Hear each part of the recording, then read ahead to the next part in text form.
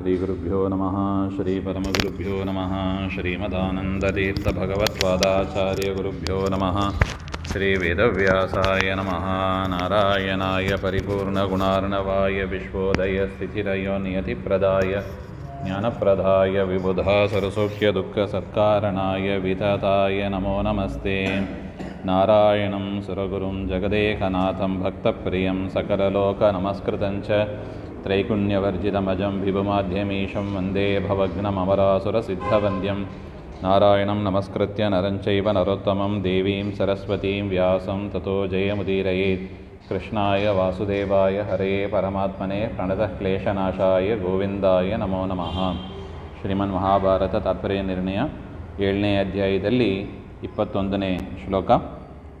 ಸಮಾವೃತಸ್ತಥಾಯುಧೈ ಸತಾಡಿತಶ್ಚ ತೈರ್ಭೃಶಂ ಚಕಾರತಾನ್ ಸಮಸ್ತಶಸ್ತರ ಪ್ರಹಾರಚೂರ್ಣಿತಾನ್. ಸಮಾವೃತಃ ತಥಾ ಆಯುಧೈಃ ಸಹ ತಾಡಿತಃ ಚ ತೈಃ ಭೃಶಂ ಚಕಾರ ತಾನ್ ಸಮಸ್ತಶಸ್ತ್ರ ಪ್ರಹಾರಚೂರ್ಣಿತಾನ್. ಹಿಂದಿನ ಶ್ಲೋಕದಲ್ಲಿ ನೋಡಿದಂತೆ 80 ಕೋಟಿ ಯೂಥಪರು ಸೇನಾಪತಿಗಳು, 80 ಕೋಟಿ ಸೇನಾಪತಿಗಳು, 80,000 ಪುರಸ್ಸರ ಅಗ್ರೇಸರು ಅವರು ಬಂದಿದ್ದರು. ಹಾಗೆ ಅಂತ ಕೈಯಲ್ಲಿ ಅನೇಕ ಆಯುಧಗಳನ್ನು ಹಿಡ್ಕೊಂಡು ಹನುಮಂತನನ್ನು ಸುತ್ತುವರೆದರು ಹಾಗೆ ಅಂತ ನೋಡಿದ್ದೀವಿ. ಹಾಗೆ ಏನಾಯಿತು ಎಂಬುದನ್ನು ಈ ಶ್ಲೋಕದಲ್ಲಿ ಹೇಳ್ತಾ ಇದ್ದಾರೆ. ಸಮಾವೃತಸ್ತಥಾಯುಧೈಹಿ, ಈ ರೀತಿಯಾಗಿ ರಾವಣನಿಂದ ಕಳುಹಿಸಲ್ಪಟ್ಟ ಆ ರಾವಣನ ಸೇವಕರು ಎಲ್ಲರೂ ಕೂಡ ಹನುಮಂತನನ್ನು ಸುತ್ತುವರೆದಾಗ ತಮ್ಮ ತಮ್ಮ ಆಯುಧಗಳಿಂದ ಹಿಡ್ಕೊಂಡಿದ್ದ ಆಯುಧಗಳಿಂದ ಹನುಮಂತನನ್ನು ಹೊಡಿಬೇಕು ಅಂತ ಅವರು ಪ್ರಯತ್ನವನ್ನು ಪಟ್ಟಾಗ ಅವರೆಲ್ಲರನ್ನು ಕೂಡ ಹಸ್ತತಲಹ, ಹಸ್ತತಲ ಅಂದರೆ ಅಂಗೈಯಿಂದ ಹನುಮಂತ ದೇವರು ಎಲ್ಲರನ್ನು ಕೂಡ ಚೂರ್ಣಿತಾನ್ ಚಕಾರ, ಪುಡಿಯನ್ನಾಗಿ ಮಾಡಿದರು. ಹಸ್ತತಲ ದೇಟಿನಿಂದಲೇ ಎಲ್ಲರನ್ನು ಕೂಡ ಪುಡಿ ಮಾಡಿದರು ಅಂತ ಹೇಳ್ತಾ ಇದ್ದಾರೆ. ಹಾಗೆ ಏನಾಯಿತು? ಪುನಶ್ಚ ಮಂತ್ರಿ ಪುತ್ರಕಾನ್ ಸ ರಾವಣ ಪ್ರಚೋದಿತಾನ್ ಮಮರ್ಧ ಸಪ್ತ ಪರ್ವತ ಪ್ರಭಾನ್ ವರಾಭಿರಕ್ಷಿತಾನ್. ಮತ್ತು ಆ ಹನುಮಂತ ದೇವರು ಏನು ಮಾಡಿದರು ಅಂದರೆ, ರಾವಣ ಕಳುಹಿಸ್ತಾನೆ. ಪ್ರಹಸ್ತ ಮುಂತಾದ ಮಂತ್ರಿಗಳಿದ್ದಾರಲ್ಲ ಅವರ ಮಕ್ಕಳು, ಪ್ರಹಸ್ತ ಮುಂತಾದ ಮಂತ್ರಿಗಳ ಮಕ್ಕಳನ್ನು ರಾವಣ ಕಳಿಸ್ತಾನೆ. ಅವ್ರು ಹೇಗಿದ್ದರು? ಪರ್ವತ ಪ್ರಭಾನ್, ಪರ್ವತದಂಥ ಎತ್ತರವಾದ ಆಕಾರ, ಬೃಹದಾಕಾರ, ಮತ್ತು ಶಿವವರೇನ ಗರ್ವಿತಾನ್, ಅತಿ ಗರ್ವಿತಾನ್. ರುದ್ರದೇವರ ವರ ಇತ್ತು ಅವರೆಲ್ಲರಿಗೂ ಕೂಡ, ಅದರಿಂದ ಭಾರಿ ಗರ್ವಿಷ್ಠರಾಗಿದ್ದರು. ಅಂಥವರನ್ನು ಹನುಮಂತ ದೇವರು ಪಾದತಲೆಯನ್ನು ಮರ್ದಯ ಮಾಸ, ಪಾದತಲದಿಂದ ಅವರೆಲ್ಲರನ್ನು ಕೂಡ ಸಂಹಾರ ಮಾಡಿದರು. 7 ಜನ ಸಪ್ತಸಂಖ್ಯಾನ್ ಹೇಳ್ತಾರೆ, ಸಪ್ತಸಂಖ್ಯಕಾನ್ ಅಂತ 7 ಜನರನ್ನು ಸಂಹಾರ ಮಾಡಿದರು. ಬಲಾಗ್ರಗಾಮಿನಸ್ತತ ಸ ಶರ್ವವಾಕ್ಸು ಗರ್ವಿತಾನ್ ನಿಹತ್ಯ ಸರ್ವರಾಕ್ಷಸಾಂ ತೃತೀಯ ಭಾಗಮಕ್ಷಿಣೋತ್. ತದನಂತರ ಬಲಾಗ್ರಗಾಮಿನಃ, ಸೇನಾ ನಾಯಕರು ಅಂತ ಯಾರು ಇರ್ತಾರೆ ಅವರು ಬರ್ತಾರೆ. ಅವರು 5 ಜನ ಇದ್ದಾರೆ, ಅವರು ಬರ್ತಾರೆ. ಅವರು ಕೂಡ ಶರ್ವವಾಕ್ ಸುಗರ್ವಿತಾನ್, ರುದ್ರದೇವರ ವರದಿಂದ ಅವರು ಕೂಡ ಗರ್ವಿಷ್ಠರಾಗಿದ್ದಾರೆ. ಅಂಥ ರುದ್ರದೇವರ ವರದಿಂದ ಗರ್ವಿಷ್ಠರಾದ ಅವರನ್ನು ಕೂಡ ಪಂಚ ನಿಹತ್ಯ, ಅವರೆಲ್ಲರನ್ನು ಕೂಡ ಸಂಹಾರ ಮಾಡಿ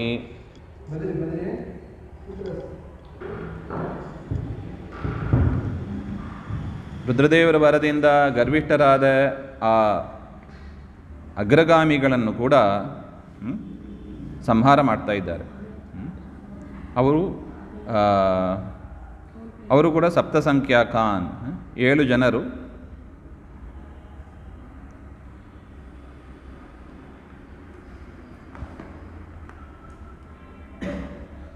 ದುರ್ದರ್ಶ, ಯೂಪಾಕ್ಷ, ವಿರೂಪಾಕ್ಷ, ಸುಕರ್ಣ, ಪ್ರಧಾನ ನಾಮಕಾನ್ ಪಂಚ, 5 ಜನರು. ಮೊದಲು ಸಂಹಾರ ಮಾಡಿದ್ದು 7 ಜನ ಮಂತ್ರಿಯ ಮಕ್ಕಳು. ತದನಂತರ ಸಂಹಾರ ಮಾಡಿದ್ದು ಸೇನಾ ನಾಯಕರು ಅಂತ ಯಾರಿದ್ದಾರೆ ಅವರು 5 ಜನರು. ಆ 5 ಜನರನ್ನು ಕೂಡ ಈ ರೀತಿಯಾಗಿ ಯಾರ್ಯಾರು ರಾಕ್ಷಸರು ಬಂದರೋ ಎಲ್ಲರೂ ರಾಕ್ಷಸರೇ, ಎಲ್ಲರನ್ನು ಕೂಡ ಸಂಹಾರ ಮಾಡಿದರು. ರಾವಣ ಸೇನಾಯಾ ತೃತೀಯ ಭಾಗ ಮಕ್ಷಿಣೋತ್, 1/3 ಭಾಗ 33% ಅಲ್ಲೇ ಸಂಹಾರ ಮಾಡಿದರು ಹನುಮಂತ ದೇವರು ಅಂತ ಹೇಳ್ತಾ ಇದ್ದಾರೆ. ಅನೌಪಮಂ ಹರೇರ್ಬಲಂ ನಿಶಮ್ಯ ರಾಕ್ಷಸಾಧಿಪ ಕುಮಾರಮಕ್ಷಮಾತ್ಮನಃ ಸಮಂ ಸುತಂ ನ್ಯಯೋಜಯತ್. ರಾಕ್ಷಸಾನಾಂ ಅಧಿಪಃ, ರಾಕ್ಷಸರ ಒಡೆಯನಾದ ರಾವಣ, ಹರೇಹೇ ಅಂದರೆ ಕಪಿಯ ಅಂದರೆ ಹನುಮಂತನ ಅನೌಪಮಂ ಅಸದೃಶವಾದ ಆ ಬಲವನ್ನು ನಿಶಮ್ಯ ಕೇಳಿ, ರಾವಣ ಹನುಮಂತ ದೇವರ ಈ ಒಂದು ಪರಾಕ್ರಮವನ್ನು ಕೇಳಿ, ಆತ್ಮನಃ ಬಲೇನ ಸಮಂ ಅಂದರೆ ತನ್ನಷ್ಟೇ ಬಲ, ರಾವಣನಿಗೆ ಎಷ್ಟು ಬಲ ಇದೆಯೋ ಅಷ್ಟೇ ಬಲ ಇರತಕ್ಕ ತನ್ನ ಮಗನಾದ ಅಕ್ಷನಾಮಕ, ಅಕ್ಷ ಅಂತ ಒಂದು ಕುಮಾರ, ಕುಮಾರ ಅಂದರೆ ಮಗ, ಅಕ್ಷಕುಮಾರ ಅಂತಲೂ ಕರೀತಾರೆ.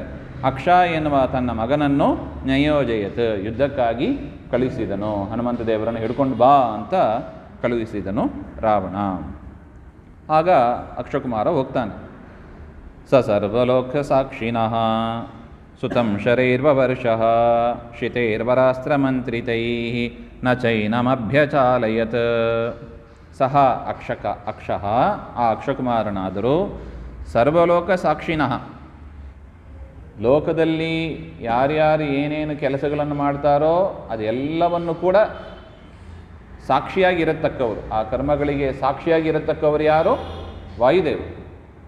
ಯಾರ್ಯಾರು ಏನು ಮಾಡ್ತಾರೆ ಅದೆಲ್ಲ ಕೂಡ ಗೊತ್ತಿದ್ದವರು.